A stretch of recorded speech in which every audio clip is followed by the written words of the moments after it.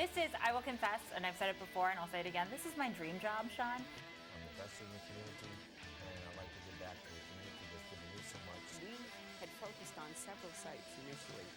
Well, I think this is where Dave and I, do agree.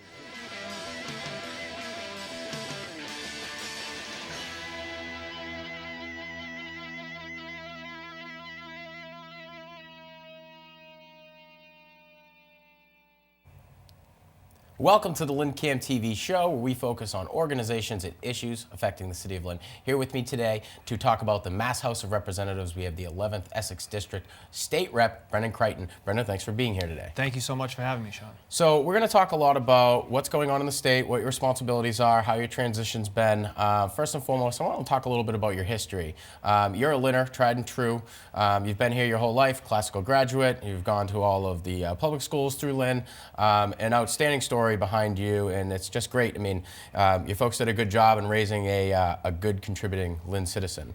So let's talk about some of your past history in politics. Yep, absolutely. So first, thank you for the very kind and flattering words. Really a product of, like you said, the Lynn public school system, and really had the support of the entire community my whole life, and my family as well. So really took advantage of every opportunity, learned everything I could from teachers, coaches, and everything I have today is a result of that support system. So, getting into politics was a natural pathway, I think, to give back to the community that has given me so much. So, went to classical, graduated 2001. I was fortunate enough to get into Colby College. It's a small school up in Maine where studied government, really fell in love with it and did some internships locally that even fueled that passion more. So thankfully, Senator McGee's office had a spot open up right around the time I was graduating in 2005, and I was really there ever since, up until being sworn in the House of Representatives. And during the time with Senator McGee, fortunate enough to go to Suffolk University, where I got my master's in public administration, and also met my wife at the State House, which was quite lovely, and ran for Ward 5 councilor, served 2 terms there, and then this last term I've been at-large councilor, which I'm serving out the rest of the term until the end of the year.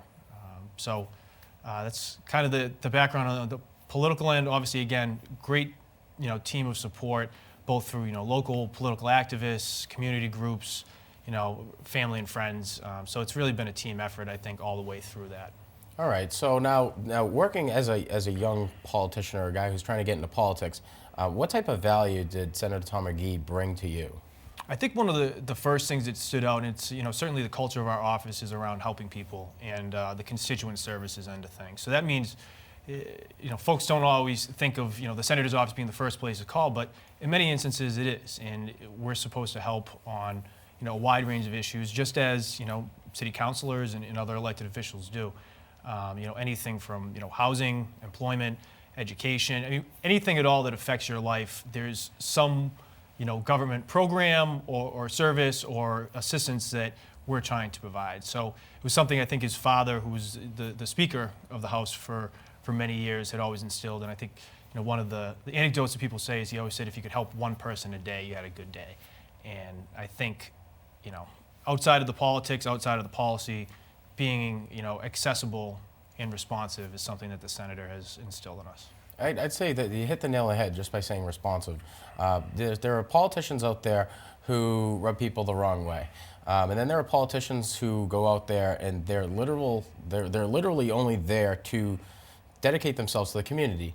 And the big holdup today is a lot of people see politicians as career politicians. How can I further my career? But guys like you and Tom, I mean, it's good to see that there are actually still people getting into politics to solely dedicate themselves to the community. And I commend you on that. I mean, thank you. It's easy to kind of get lost in the mix, and I'm sure there's plenty of obstacles out there that you're facing, especially as a young guy. You're older than I am, but in the grand scheme of things, the people you work among, I mean, you're the JV guy. You're you can only stay young for so long, though. Right. So I don't know how much longer I can hold on to that youthful image. But it's like I said, a lot of support from Representative Fennell and former Rep Walsh as well. Right. The Lynn delegation really helped me throughout the whole process. I think it's something that they saw in you. They saw some of your projects that you had actually had some success on, which actually will bring me to my next bit. Some of your past successes. Working here in Lynn, and you were a big driver behind the ferry, the infrastructure bond. We've got a lot of detail from your website that says that you're focused on schools, education. But I want to talk about some of your past successes that maybe those of us at home aren't aware that you had a part to play in. Yeah, no, I think the infrastructure bond was a big one, and that, again, a team effort, and it really took, the full council, the mayor, a number of different departments to pull together what would be the best use of our public money. And if you looked around the city, there were just so many examples of infrastructure that was crumbling before our eyes. And I think it's a big issue in Lynn. It's a big issue across the state and across the country. Really, is taking care of public space and assets that a city or a town may have. So we targeted, and again, we were only able to spend $4 million. It was a bonded project, so we borrowed the money.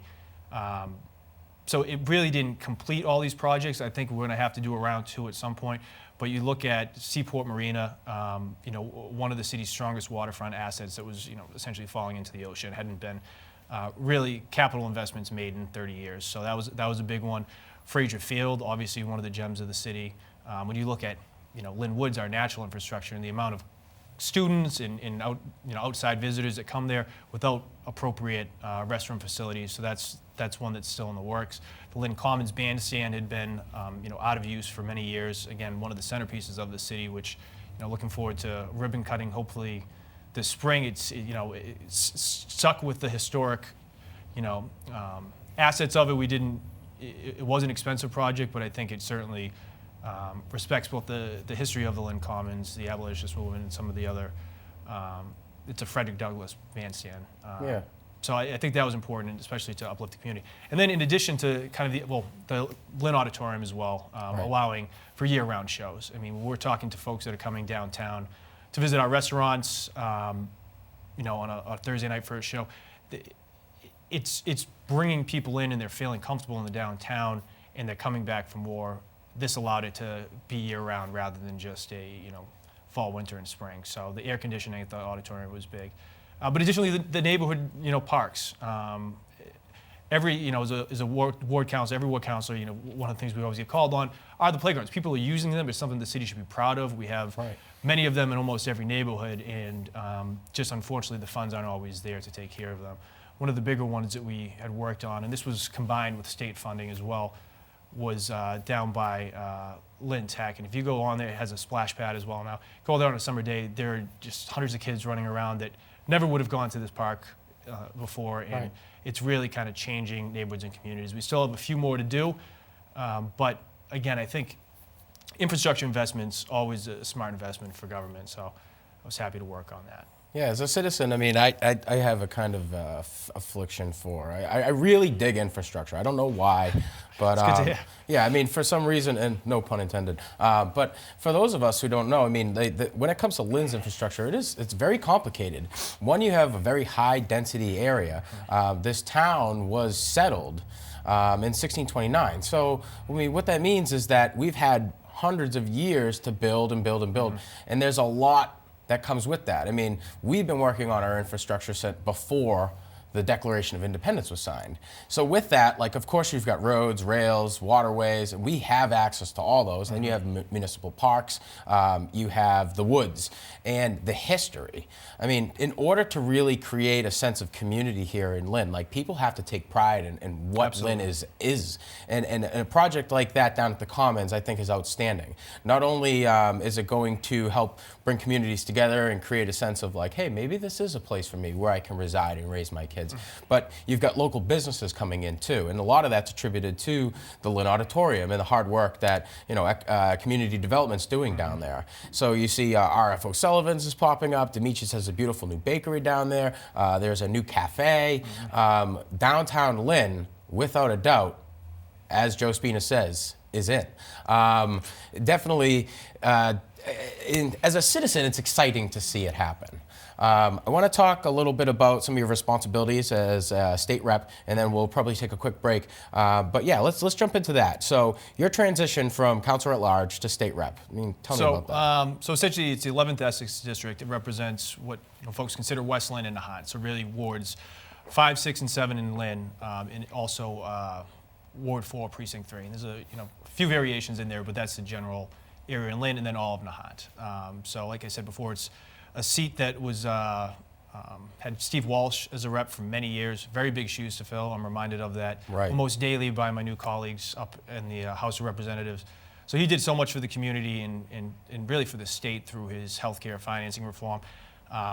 So I'm looking to continue the work that he had done. I think a lot of my focus has been on economic development and bringing jobs and opportunities to the city, and that goes around the downtown and the waterfront. But I think it's a much bigger picture than that.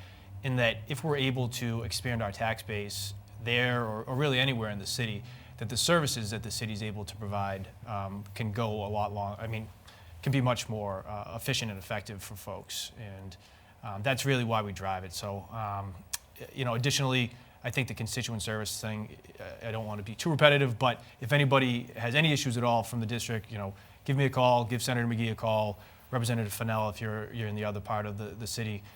We work for you. I mean, that's something we try to remind every visitor that comes to the State House. This is your house, and you're our bosses. So we want to be helpful. I think sometimes folks don't realize that we are there for you.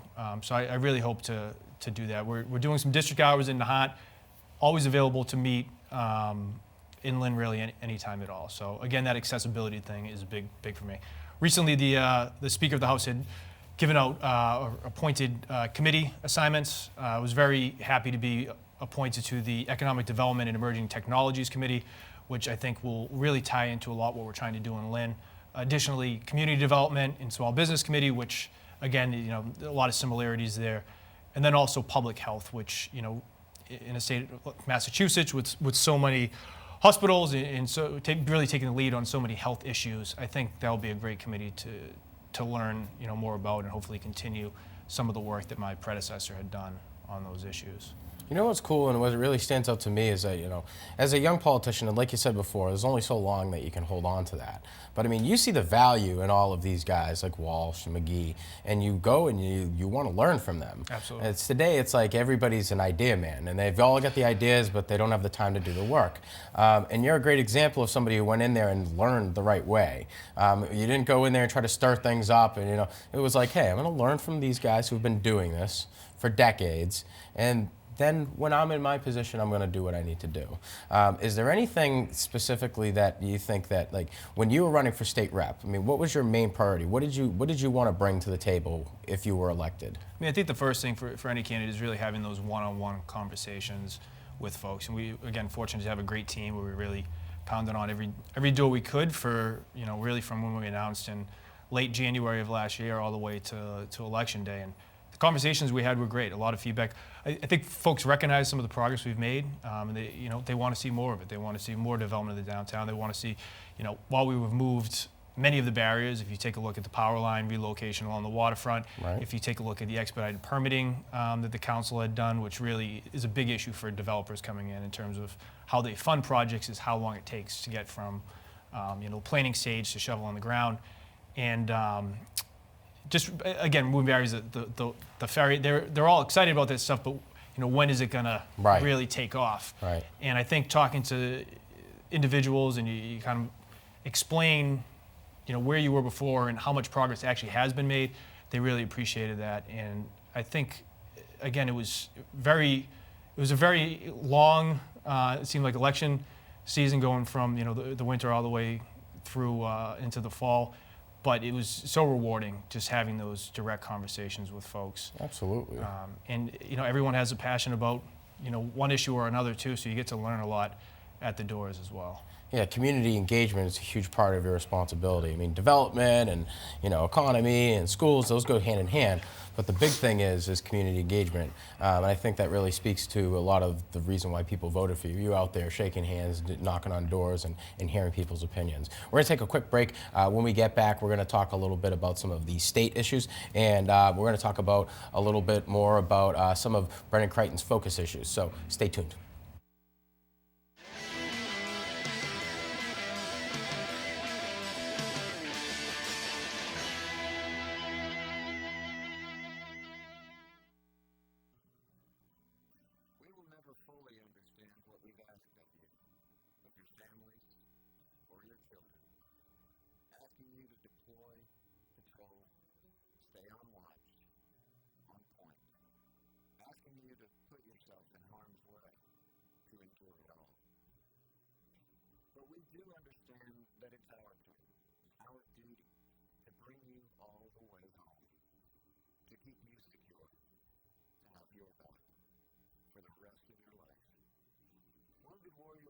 Long-term support programs do whatever it takes to help our most severely ill or injured veterans live independently at no cost for life, so that they might stand at ease.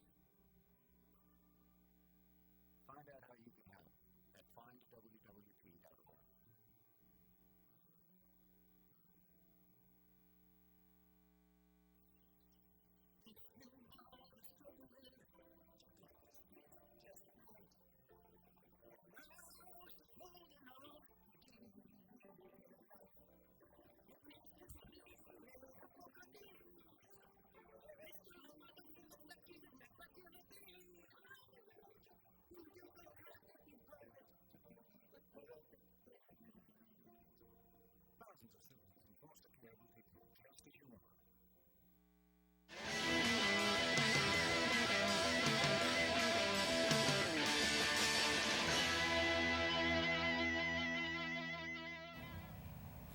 Welcome back. If you're just joining us, here with me today is our 11th Essex District State Representative Brendan Crichton. We're here to talk about the Mass House of Representatives. We're also here to talk a little bit about Brendan Crichton, his experience, some of the upcoming state projects that you guys should keep an eye out. So far, Brendan, we've covered a lot. We covered your history and background, your responsibilities as a representative in the Mass State House of Representatives, some of your past successes, and outstanding career, and it's definitely exciting to see you move forward.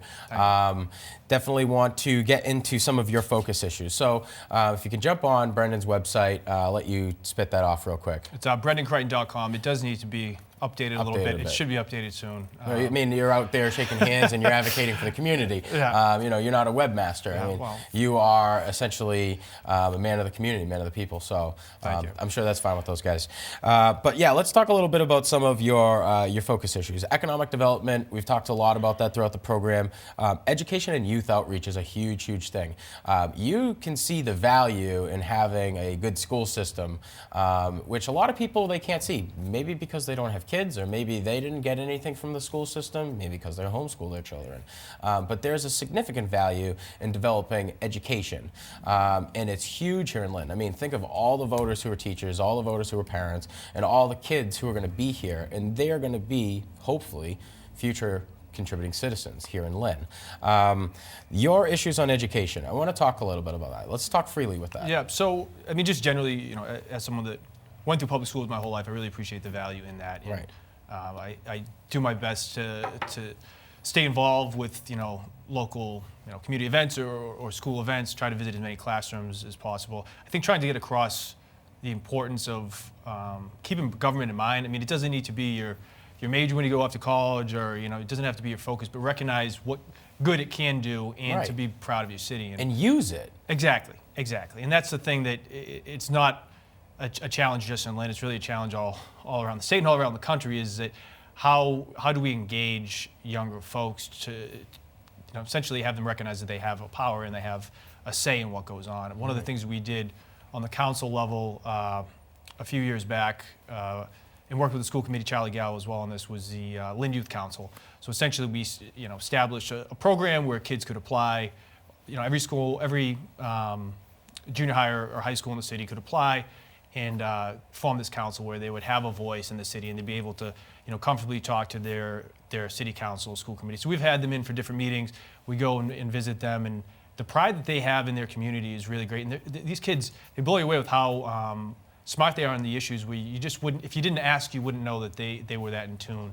And some really good ideas. So I think we have a strong future, some really great leaders in the woodwork here. And I think, additionally, just as a state rep, the challenge is always around funding these. And I think articulating why having a strong public school system, why, looking at, pre-kindergarten, pre-K is so important to really, educate our students from, the cradle until they're off into a career. Right. And again, the funding's the issue. I think Senator McGee and a number of other folks up there have taken a look at after-school and out-of-school time programs as well. There's a huge demand for that. I mean, Lynn does a great job with some of our nonprofits that handle the after-school stuff, but again, it's making the case to the government that the funding needs to be increased, and it's a very challenging time. We faced a budget deficit this year. The governor has put out his budget, and there's a lot. While I understand some of the decisions he had to make, there certainly are a lot of areas where, if you look past just the numbers and the line items, there's a lot of people that are going to be, hurting and vulnerable with this. So the House is taking a look at it. We're going to do all we can to try to increase some of those numbers, but recognizing the financial situation we're in. So that should unfold over the next couple months. The next month really for the House. It'll be my first time on the House side, but I think from what I'm hearing, I think we'll be able to put together a pretty good package, and then it'll head over to the Senate. Okay. Thereafter. Okay. Definitely, it's having after-school programs like that is a huge need, because not every kid's an athlete, and not every kid's an artist. Not every kid's an advocator. Sometimes kids just like to donate their time to a nonprofit. But I mean, like you said, I've seen these meetings with these kids, and they are smart. Like, they are very smart. Like, I mean, and some of the words, like, I'm like, I gotta look this up, like, see what this kid's talking about right now. But it's like super impressive. And at the same time, like, I'm 29 and I'm kind of transitioning into that next era in my life, and you realize like the next generation's always gonna be smarter. Like, they really are. I mean, you may get some kids in there who aren't really focused on that, but like, they are going to learn from our mistakes, and it's an outstanding thing to see. That's why it's so important to have education be a priority, especially when it comes to like state budgets. I want to talk a little bit about community development. You remember some commissions. Again, we talked a little about the Lynn infrastructure bond. I want to talk about some of your issues here in community development. Yeah, absolutely. I mean, I think this kind of ties into the education piece as well, but it's, how do you keep young people in the city to want to, buy a home or stay and, be involved with their community. And that kind of plays into, when I think of community development, it's, it kind of has, it's connected to economic development, but it's also more about improving the quality of life around the neighborhood. And I think that takes an involved constituency.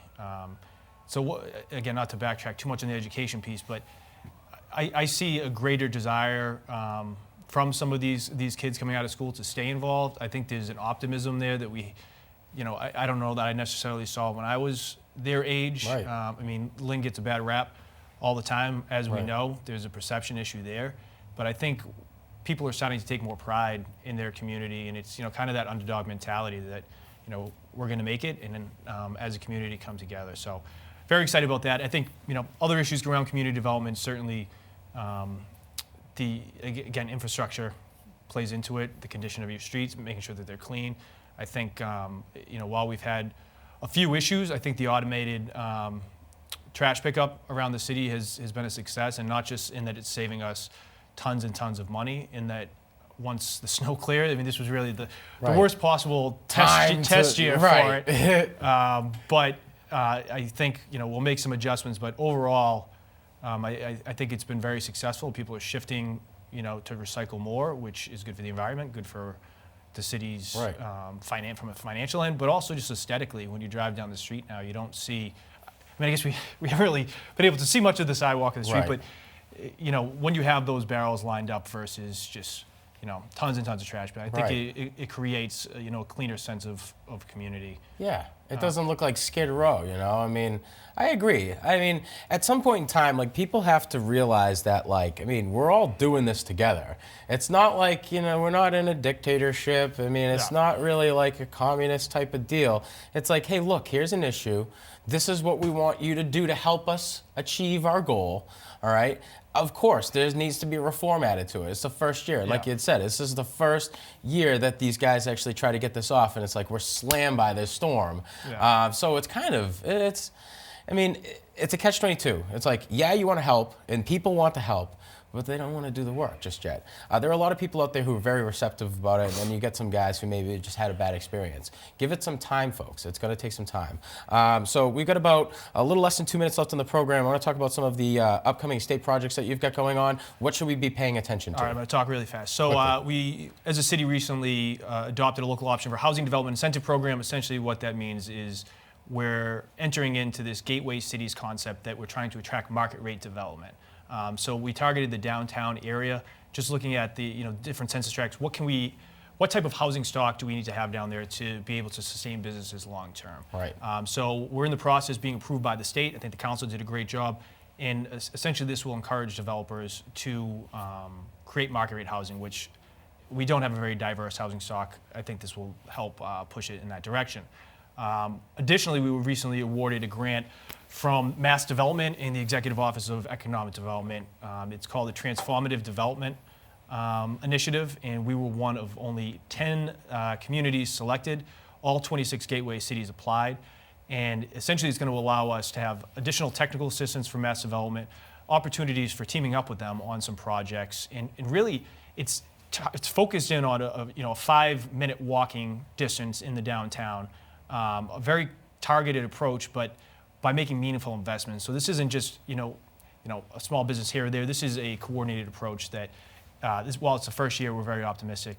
Additionally, we applied, all 10 of the chosen communities applied for a fellow, a 3-year fellow, and we were one of only 3 communities to have that accepted. So it's a pretty big school for the city, and we're really excited to get it off the ground. So I'm sure there'll be some more news as we move forward. There's definitely going to be a lot coming up, and those of you in Lynn who take pride in your city, you're going to have a lot more to be proud of. Brennan, I can't thank you enough for coming onto the program, giving us some insight into the state level. You're doing an outstanding job. Brennan Crighton, the state representative of the 11th Essex District. That's it for the LynnCAM TV show. From the studio here at LynnCAM TV, I'm Sean Donahue, wishing you all the best.